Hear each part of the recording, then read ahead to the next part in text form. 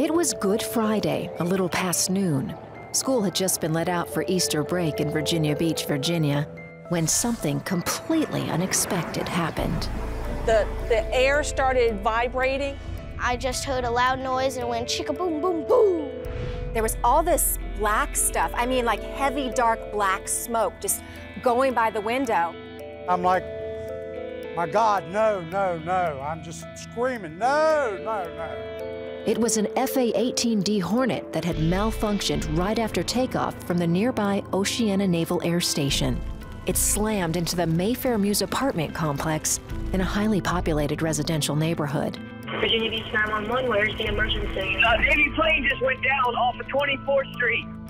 The apartment building is completely destroyed. Oh my God, it's terrible. The whole thing is on fire, and it's a senior community. Oh my God, all those old people. Oh my God. Oh my Jesus.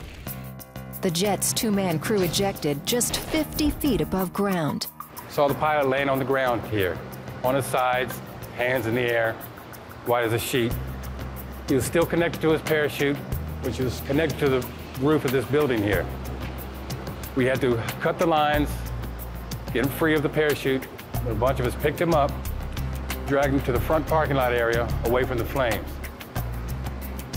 The heavy black thick smoke started to come over the rooftop here, and I knew we had a matter of minutes before the fire was going to come this way. As the ominous black smoke rose from the crash site and countless emergency responders ran to the scene, everyone expected the worst. I saw it go in and I thought, oh gosh, they're all dead. And I looked back at the buildings and I just counted the people that have perished, because I'm here every day. I'm retired. I don't go anywhere. I got to the front and I looked. They're dead and they're passed away and she's gone. Mayor Will Sessoms of Virginia Beach feared the same. When I came over here, about right where we were standing, there was a massive fire still going on. There were buildings over to my right that were pretty well demolished. Earl Moyer was manager of the Mayfair Mews at the time. He was heading out of town when he heard about the crash.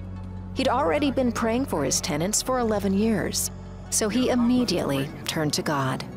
I knew whether there was casualties or not that he needed to be there, so I just prayed that he would be there. You know, all I could do is think of people suffering, burning, and I just wanted him to be there on this scene to, you know, just to comfort people. Earl began searching for his tenants and was able to locate all but 4, so he continued to pray. And the next day, the 4 missing persons were located, alive. And one by one, others started sharing their miraculous stories of survival. Ben Dishner lived and worked at the Mayfair Mews before the Navy jet destroyed his home. There's no earthly reason for me to be standing here talking to you today. I take my lunch religiously at 11:30 to 12:30 every day. And by all rights, I should have been in my house playing computer games, but God told me to set some more tile. I'm like, well, it's like 5 minutes till 12. I'm past lunch. You know, I'm gonna go to lunch, and something said, no, just set these 8 more tiles. Set these 8 more tiles. 8 more tiles say, well, I say 8 more tiles saved my life, but God saved my life. The jet crashed through Ben's apartment window and set his place on fire. But his life was spared, as were his wife's and his father-in-law's lives. We had to take him to the hospital a couple months before. He had some complications and had to go to rehab. If he hadn't have went to rehab, he would have been home. A week before the crash, they changed my wife's schedule. If they hadn't changed her schedule, she'd have been sitting on the couch when the plane came through the front window. Sandy Hall would normally have been home when the jet crashed as well, but her plans changed at the last minute on that Friday morning, saving her life too. I have a cleaning business, and my client had texted me and asked me to come later, being it was Good Friday, and her son was home from school. So I texted her back and said, how about around 10? She said, perfect. So I left here at about 20 to 10 instead of leaving here at 8 o'clock like I normally do. And normally I'm home by noon. Well, it was about 12:30, quarter to 1 when I got the phone call at work that a jet had crashed. While Sandy was out, her apartment and everything in it went up in flames. But even people that were home made it out safely. Cheryl McKee owns a pet supply store right next to the Mayfair Mews. I actually watched a man walk out of the apartment that the plane went in. He came out the front door, the plane went down the back. And he came out and didn't really realize something had happened. Linda Warnick was in her second-story apartment with her grandchildren, Egan and Haven, when the jet made impact. But they too made it through their front door without a scratch. People across in the other townhouses told us that the heat was so intense that they couldn't come out their front doors. They went out the back doors. I didn't even feel nothing. I didn't even feel the flames. Me either.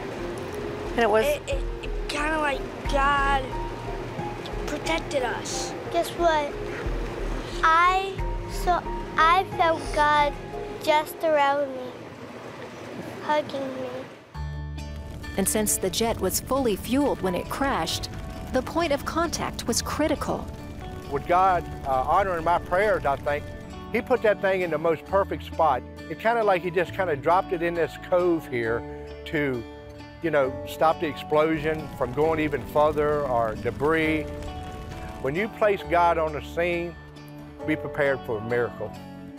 God definitely was on the scene that day, because otherwise, if it had went a few feet further, we wouldn't be here to tell the story. You know, and it's definitely makes you think that you might not be thinking of God, but He's right there all the time thinking about you. What else kept me from being in my home that day? What else kept anybody from being hurt? Not even the pilots. God had His hand all around us.